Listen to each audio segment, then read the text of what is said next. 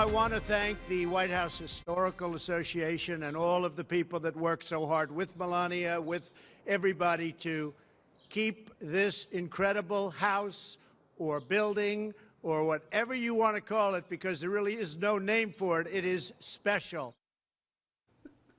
Well, there's a name for it. Confused President Trump right before the Easter egg hunt today.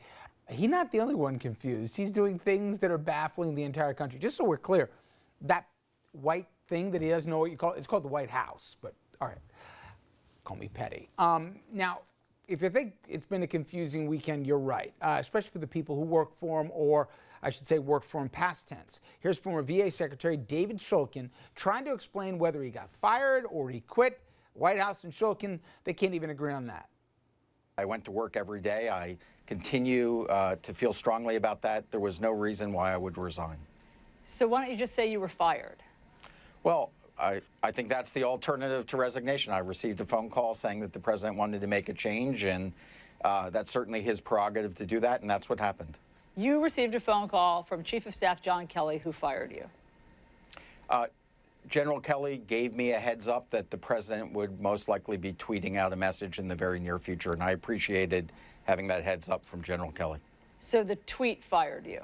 Yes. By the way, it actually matters which one it was, because if in fact he was fired, then it automatically passes down to a subordinate of his, and the president can hire his own personal doctor to be the head of the VA. I'm not making that up either. That's who the president wants. Just like the president seriously wanted his personal pilot to be head of the FAA. Again, can't make this up. Well, the whole thing is emblematic of how this administration operates. Now, even something seemingly easy becomes so complicated and controversial that it even has implications about succession, like I said. The president chose this guy. This is the personal physician, Ronnie Jackson, to replace Shulkin. But the nomination could get dicey over the question that I raised above. Also, the guy's got no managerial experience, and the VA, the second largest government agency, seeming his only qualifications was he said the president was really healthy and in great shape. Seems if you flatter, you go pretty far with the guy. Also, communications director Hope Hicks. She had her last day on Friday. No replacement on the horizon, and there's even talk, and I can't believe people even give him this idea, that Trump should be his own communications chief. Some even saying that could even go for this chief of staff. What could you possibly go wrong with that? Well, Hicks also one of the few, if not only people, who thought to have a calming influence on the president. As you saw it this weekend, that was in short supply. Today, also, Larry Kudlow's first day on the job. His last job, you may recognize him, he was a CNBC host and commentator. He's a free market Republican who's at odds with many of Trump's policies, but at least he used to be. Who knows today where he stands. He replaces, though, Gary Cohn, who was also thought to be a stabilizing influence for the president here and with the markets. Plus, we're only a week away from the start of the John Bolton era.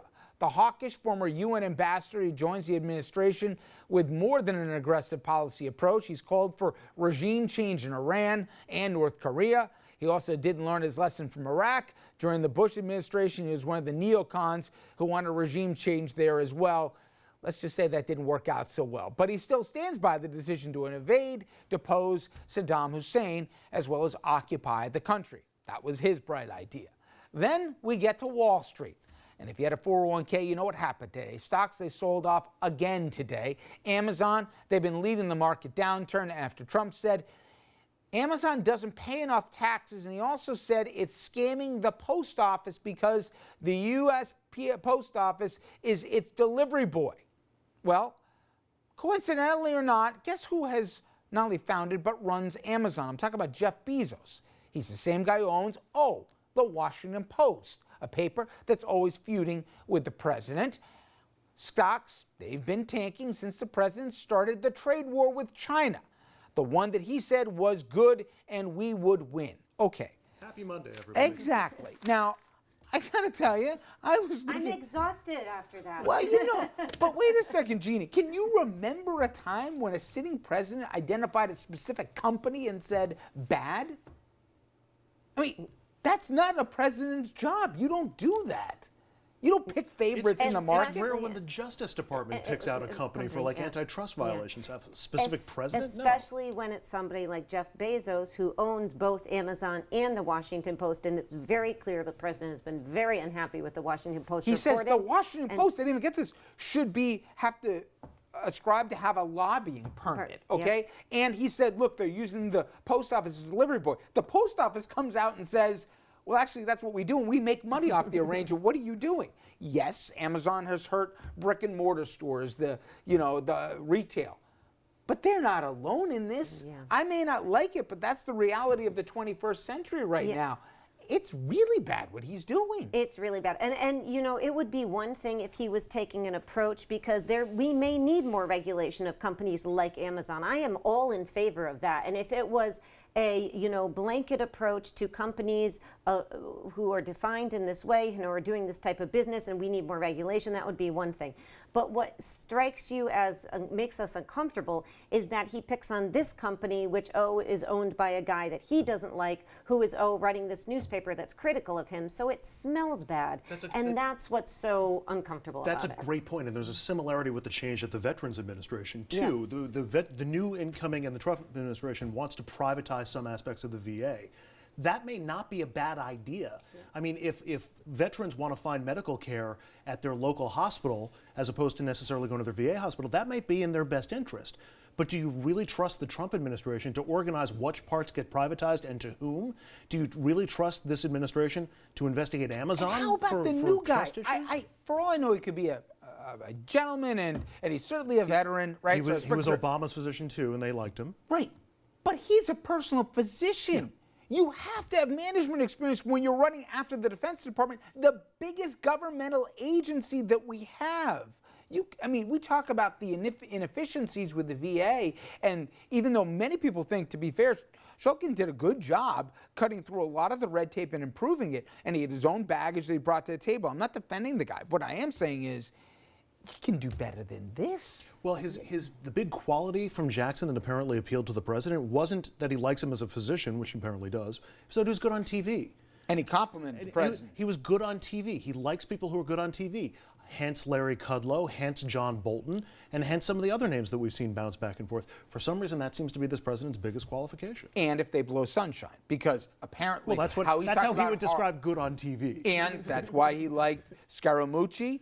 He likes his personal pilot because he talks about how great Trump is, and he was going to have him head the FAA. I mean, we say this so often, these kind of things. Just think about what we've talked about in the first 20 minutes of the program.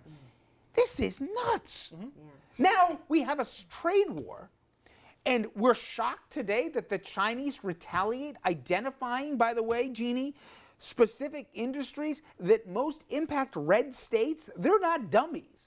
They're looking at industries, farming communities, et cetera, like the pork industry, the dairy industry, whatever, that will most impact the people can afford at least, but people in red agricultural districts and wheresoever.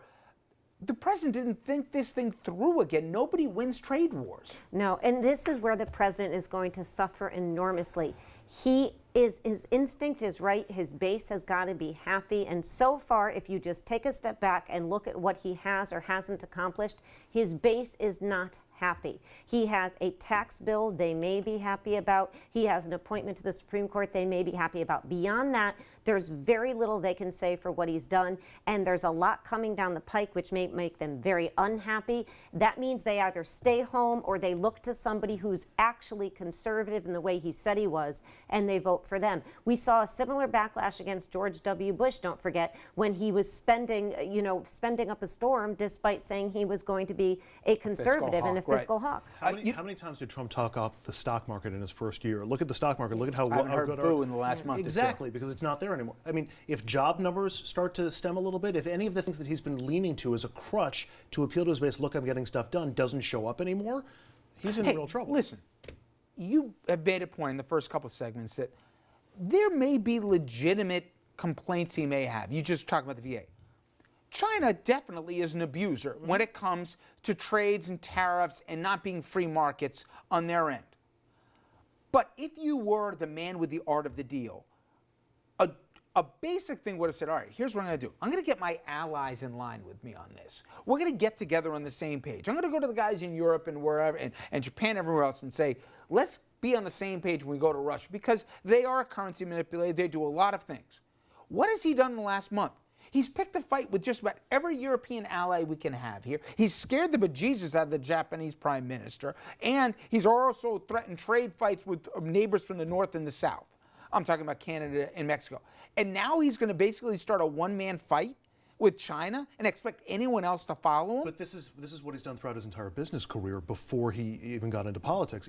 He finds an outlandish position, and then he uses that as a cudgel to try to get better terms in what he thinks is a deal. That's not even trying to stiff a contract. No, it doesn't work for foreign policy. I understand that, where everything's interconnected and interwoven, and in trying to cudgel Europe or use a cudgel with Europe, he's lost the ability to use them for leverage over China. And by the way, North Korea, more leverage today because of what the president has said than they were a month ago. And look at how they played their cards here with the South Koreans and also with China as well. But okay, coming up next. Growing calls for the administrator of the EPA. Again, that's the department that's looking out for your and mine protection when it comes to anything environmental. A lot of people say, this guy's got to go. But is it for the personal benefits that he's gotten from the gig or from the job he's doing or not doing when it comes to the Environmental Protection Agency? We're going to spell out both, and I trust you. You're going to hear some stuff here you won't believe that this guy, Mr. Pruitt's done.